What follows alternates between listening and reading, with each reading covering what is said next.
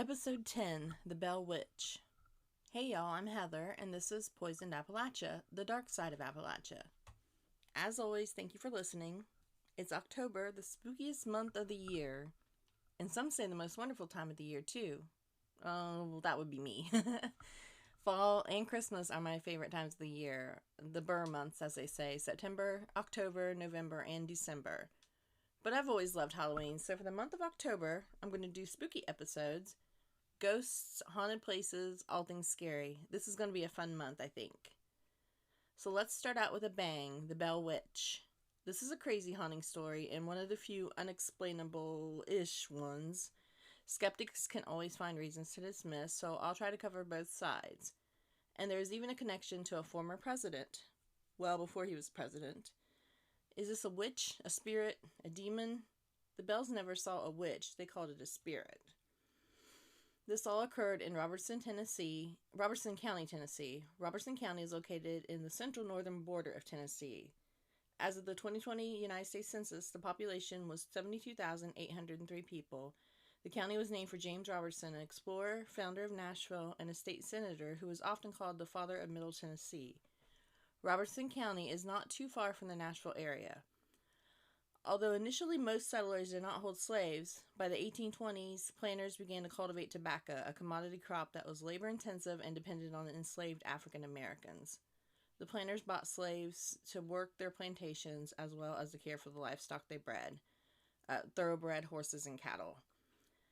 By the time of the Civil War, African Americans comprised about 1/4 of the area's population, typical for Middle Tennessee, where tobacco and hemp were commodity crops. During the Civil War, Tennessee was occupied by the Union from 1862, which led to a breakdown in social organization in Middle Tennessee. By 1910, the county's population was 25,466, including 6,492 black citizens, who continued to make up 1/4 of the total.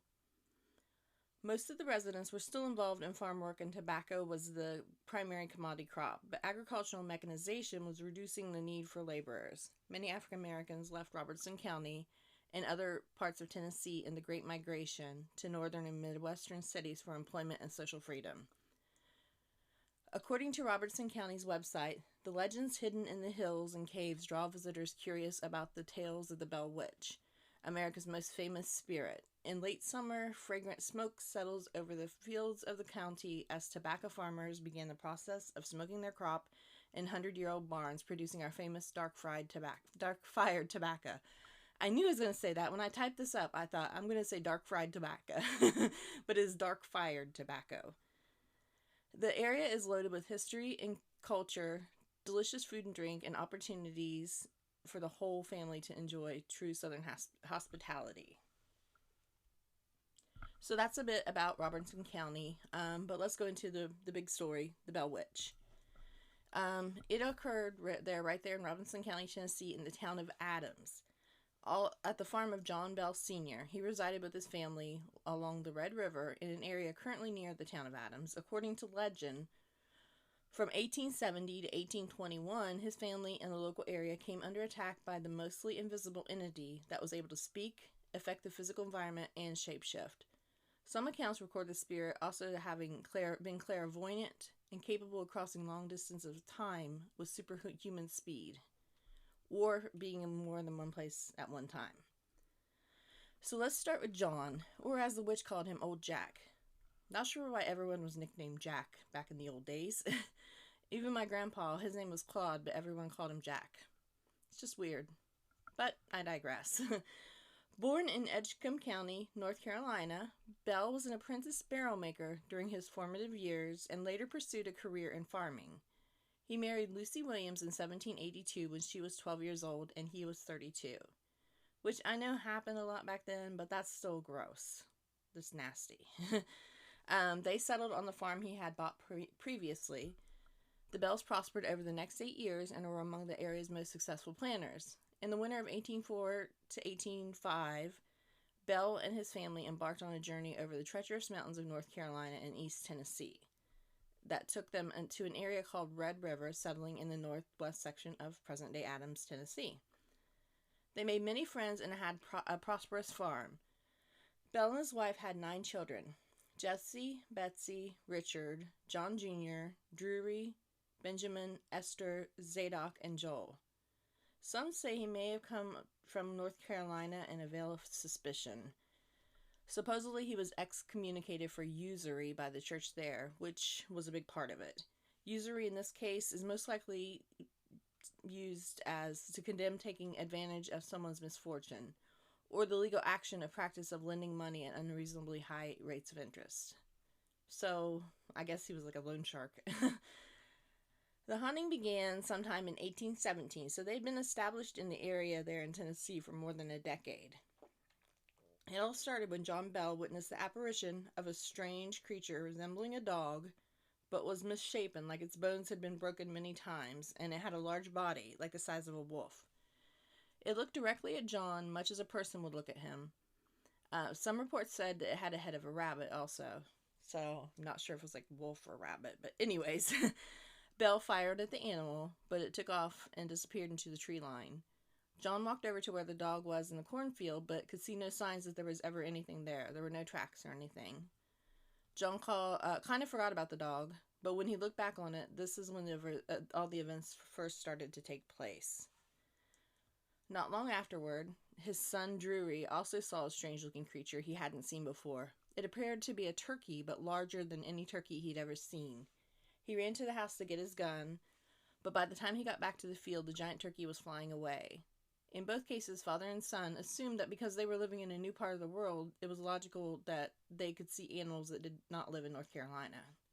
So they weren't really too concerned about any of that. But not long after, at night in the house, the family heard knocking sounds on the side of the house, but when they got up to look, the knocking would stop. They would lay down and the knocking would start up again, but on the other side of the house. This continued for several weeks, and there was no sign of anyone ever being there when they would go and look outside. There was no tracks or anything. Then one night, 4 of the young sons heard a gnawing sound, like a rat chewing on their bedposts. They got up to check it out, and the minute they touched the floor, the sound stopped. They looked at the bed and saw no marks, no signs of rats anywhere. They went back to bed, and the gnawing sound started again, but much louder. It happened all night and continued the next night. But on the 3rd night, they heard a new sound. It sounded like someone was under their bed gasping for air, almost like someone was being choked. They looked again and could find nothing, so they woke up the rest of the family to see if anything could be found. And the family found nothing also. Some other reports that I've read said it sounded like a dog sounds, but there were no dogs either. As early as 1817, John Bell Sr. was abused both verbally and physically. The spirit regularly called him Old Jack and menaced him with profanity, curses, and threats. Soon after the haunting began, he started having trouble speaking, eating, and swallowing. He said it felt like he had a stick of wood lodged between his cheeks and his mouth. The agony would plague him until his death. The spirit often threatened John Bell Sr., and when asked why, after it began talking, the spirit would answer, because he deserves killing. No further explanation was ever given. John himself, who'd always been normal, started acting weird. He would stop mid-sentence and quiver and shake and zone out. Then he would go home and go to bed and stare at the wall for hours. This continued, and it would happen more and more often, and afterwards the staring at the wall would go on longer and longer. Whatever it was causing everything seemed to focus on John and his daughter Betsy. Betsy was subjected to the most torment other than John. The spirit would stick her with invisible pins. It would also slap Betsy until her face was red and drag her around the room by her hair. I also read that it would tie her hair to the bedpost. Combs would fly out of Betsy's hands and hair. Another trick it would play on Betsy was to untie her shoelaces and throw the shoes across the room. The family was afraid the spirit would kill Betsy, so it sent her to a friend's house to spend the night. Many of these nights were spent at a friend Theeny Thorne's house. That's an interesting name, Theeny Thorne. It even followed her to Thorne's house, and one night Theeny chided the entity for its actions. Their spirit responded with crude laughter, and an itinerant witch doctor gave Betsy a potion that would cure her from the affliction. Instead, Betsy vomited pins as the spirit laughed. One day, one of the other daughters, Esther, was being followed by a woman dressed in black. Esther was going after chicken eggs. When Esther went back to the house, the woman was following closer to the household. Esther recognized her as a neighbor and started calling for her. She walked closer to her, and the woman ignored her. Esther stopped and the woman stopped. And then she would continue and the woman would continue. She stopped again and the woman took her bonnet off her head and her black matted hair fell down her back and she started to comb her hair with her fingers. Esther got closer and realized the lady was pulling her hair out of the scalp and not combing her hair with her fingers. Esther runs to the house, yells for her sister. They both look out, and the woman makes eye contact with Esther. She turns suddenly and walks around the property. The woman climbed over the fence with 3 children who weren't there prior to that. The woman and the 3 children each climbed their own tree and began swaying on the limbs. Esther's husband comes in, and she and her sister call for him to come look. But he can't see any woman or kids, but he can see the trees swaying unnaturally, but he can't see anything in them. So Esther, her sister, and her husband go out to the trees, and there's no one there, and there's no tracks or anything like anyone had been there. At first, John would not allow his family to speak about this to anyone. But finally, after being harassed nightly, John confided in one of his friends about the occurrences that had been happening. His friend knew that John was not the kind of person to joke around, and he knew that whatever was happening was definitely out of the normal. So his friend spent the night at the house. They ended up hearing the same things, the knocking and the gnawing on the furniture. He even heard the gasping sound. His friend didn't even last the night. He left in the middle of the night. Other neighbors and friends tried to stay at the house and nights, and nothing stopped. It continued with whoever was there. One friend, John Porter, claimed that the witch crawled in bed with him, and while he was staying at the house. He grabbed it, wrapped it up in a blanket, and tried to throw it in the fire. But it was too heavy and smelled too bad to keep carrying it, so it escaped. Sounds like a likely excuse, Mr. Porter. There was no evidence of this even to the family, so who knows. People began coming from everywhere to visit the spirit, and it seemed to love the attention it got. General Andrew Jackson, at the time, and his army, his group at least, had heard of it. They traveled to Adams to see what was going on. General Jackson encountered it on the way to the visit. It stopped their carts and wouldn't let him go forward. Supposedly, Andrew Jackson said it was a witch. Suddenly, a metallic voice was heard coming from the woods, saying, "All right, General, I'll let the wagons move, but I'll see you tonight." Then the cart lurched forward. The group spent the night at the Bell home. Jackson wished the spirit would come, and it arrived taunting them. The spirit began beating a witch hunter that they had with them, and dragged him out of the house by his nose. Andrew Jackson was reported as saying, "By the eternal, boys, I never saw so much fun in my whole life, or in all my life." But this one, there's no documentation that he ever was near the Bell farm, as that part of Tennessee at the time, so some don't believe this. I guess he was kind of meticulous in his records. In all of his journals, he talked about where he was all the time, and there's absolutely no proof that he was ever there, so who knows. As more and more people came to visit, one of the people asked the entity who it was. She, or it, answered, "I'm a spirit. I was once very happy, but have been disturbed and made unhappy." Another time she said, "I am a spirit from everywhere, heaven, hell, the earth. I am in the air, the houses, in any place at any time." The spirit seemed to enjoy when people talked to it. The spirit enjoyed religious arguments and was familiar with the Bible. John Johnston, the son of James, devised a test for the witch, something no one outside his family would know, asking the entity what his Dutch step-grandmother in North Carolina would say to the slaves if she thought that they were doing something wrong. The witch replied with his grandmother's accent, "Hut tut, what has happened now?" In another account, an Englishman stopped the visit and offered to investigate. On remarking on the family overseas, the witch suddenly began to mimic his English parents. Again, in the early morning, the witch woke him to voices of his parents worried as they heard his voice as well. The Englishman quickly left that morning and later wrote to the Bell family that the entity had visited his family in England. He apologized for his skepticism. The spirit would spread gossip from other households.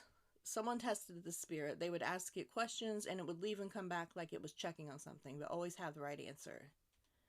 The spirit offered diverse explanations of why it appeared, tying its origin to the disturbance of a Native American burial mound located on the property, and it sent Drew Bell and Bennett Porter on an unproductive search for buried treasure.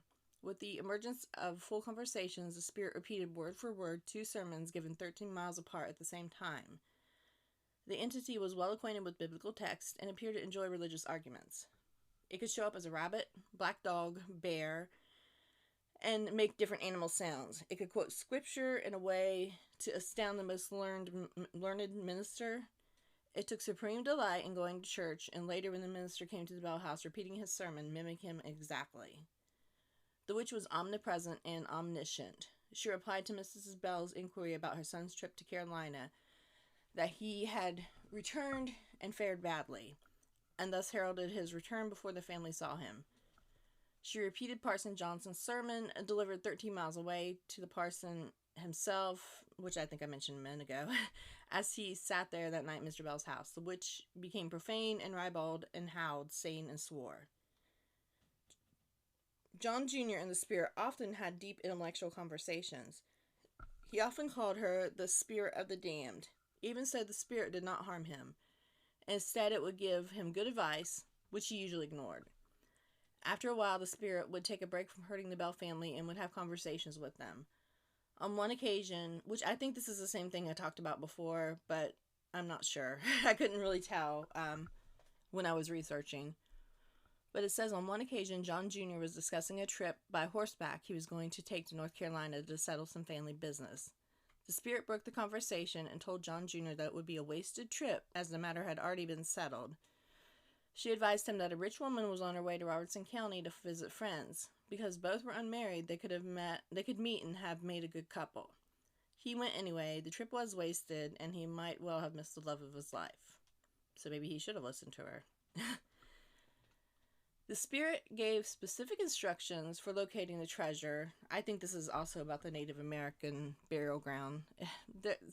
All of this research I did was on different pages and nothing matched up, so I'm just inferring that this is the same thing. But the spirit gave specific instructions for locating treasure, but after a day of digging at the designated spot, the spirit began laughing at them and their foolishness and believing such a story. Still another time it claimed to be old Kate Batts' witch. Kate Batts was a neighbor of the Bell family. She and John Bell had supposedly had a violent quarrel shortly after the Bell family arrived in Robertson County. Some people say it was over a mule, and some say it was over a slave. She was a woman well known for her eccentricities. Many people believed her to be a witch. But she was also very religious from what I was reading, so I'm not sure if this was just all gossip or who knows what. But they said that she had a habit for begging pens away from any woman she met. And according to the superstition of the day, loaning a pen to someone gave that person witch-like control over the lender. Not everyone believed in witches, of course, but everyone in the neighborhood made a practice of hiding their pens away whenever Kate Batts came to call. Whether or not the spirit had any connection with Kate Batts, the name stuck. It would forever afterwards be known as the Bell Witch, and to most people then and now, it was simply Kate, a name it cheerfully accepted. The spirit could speak several languages. One source said it claimed it was one of 7, and it gave itself 3 names: Three Waters, Hypocrisy, and Black Dog. Another source said soon there was another strange development. In place of one witch, there were 4: Black Dog, Hypocrisy, Mathematics, and Jerusalem. Up to this time, the voice had been feminine. Now Black Dog spoke in a high, harsh key. Mathematics and Hypocrisy had soft, feminine voices, and Jerusalem, the rough, changing pipe of a boy. The supernatural powers attributed to the Tennessee spirit have also been compared to the jinn of mythology. For some reason, the spirit really cared for Lucy, John's wife. The witch was quoted as calling Lucy the most perfect woman alive. When Lucy complained to the witch about its treatment of her family, it would reply that although it had hurt her family, it would never hurt her. When Lucy fell ill with pleurisy, an illness that made her bedridden and could have killed her, the spirit talked to her in a soft, kind voice and brought her grapes, even though they were out of season. It knew that Lucy loved to eat grapes. It would also drop grapes on the bed when Lucy had company. The witch also knew that Lucy liked hazelnuts. It would drop nuts from the ceiling into Lucy's bed. Lucy said that she could not eat the nuts because she could not crack them open, so immediately cracked nuts fell on the bed. It would sing songs to Lucy as well. But out of the whole family, it was John Bell Sr. that this entity truly hated. Perhaps the anger and hatred was a result of the initial encounter when Bell shot at the unknown animal, Or perhaps its entity was someone he had scorned in life. Supposedly, after the banging noises began in their home, John Bell Sr.'s health began to decline. That's when it all started to decline. He began to experience episodes of facial twitching and paralysis of his mouth, which left him with the difficulties in eating and swallowing. I mentioned earlier, he said that it felt like he had a stick in his mouth. Not long after that, John and his son were walking in the yard, and suddenly John's body began contorting. His son grabbed him to help him, and he heard shrieking all around him. Not from John, just when he touched him, he could hear it in the air. Suddenly, it stopped, and John stopped contorting, but he told his son he didn't have much time left. By the fall of 1820, John would be left confined to the house.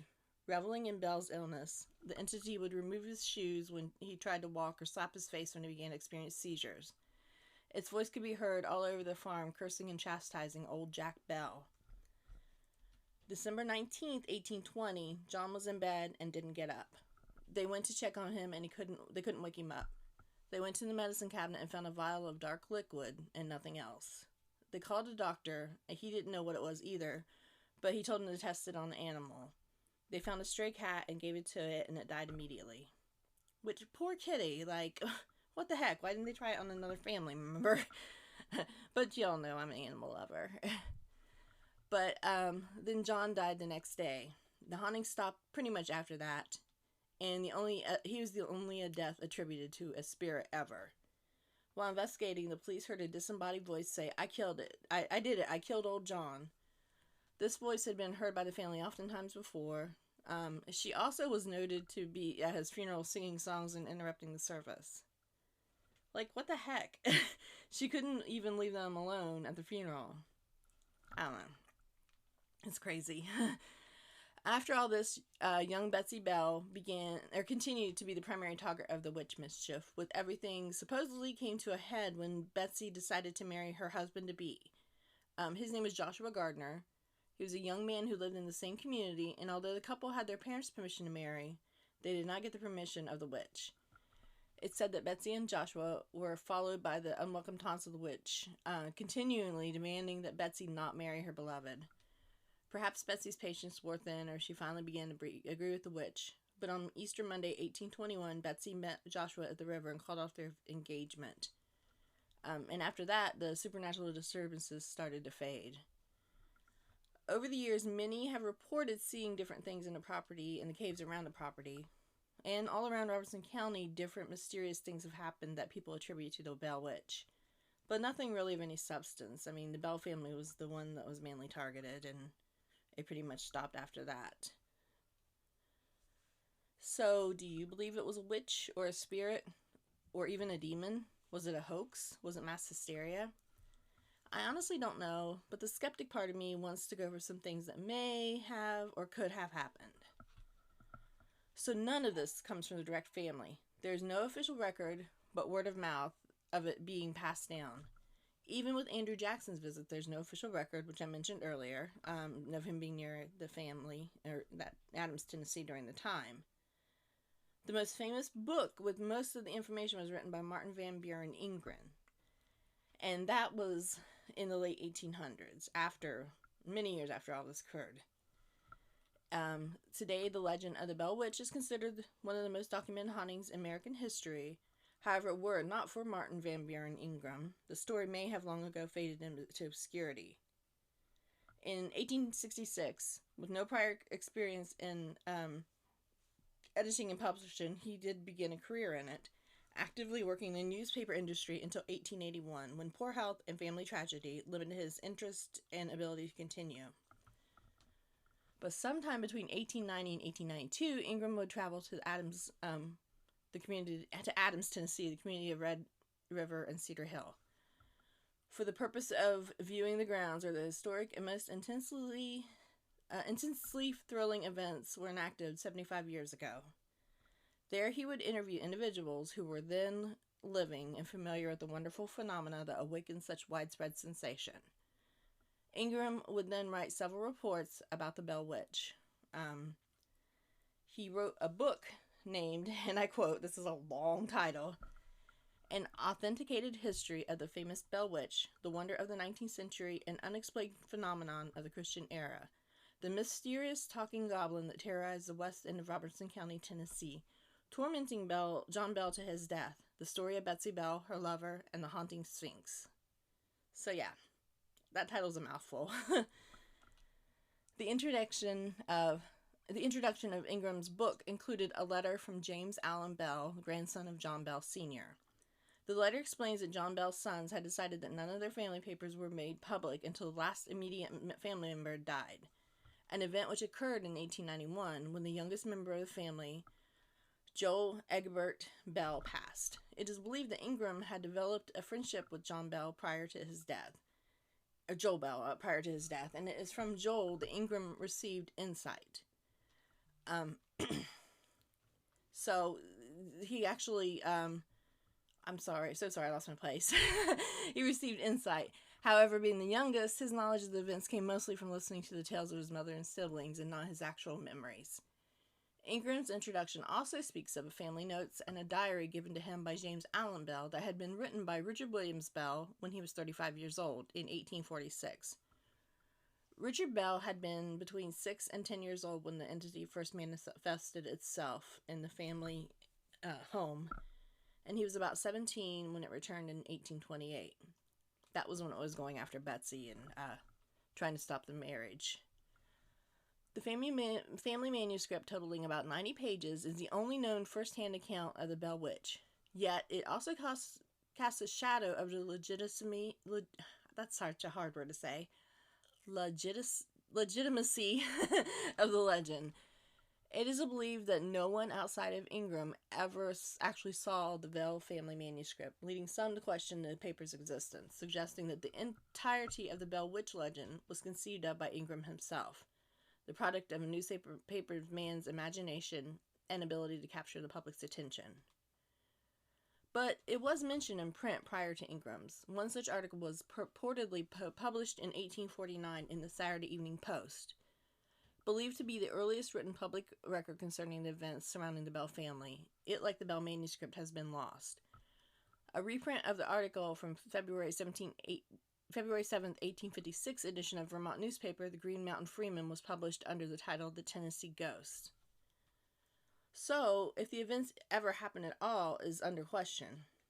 But if they did happen, there's still some things that are explainable.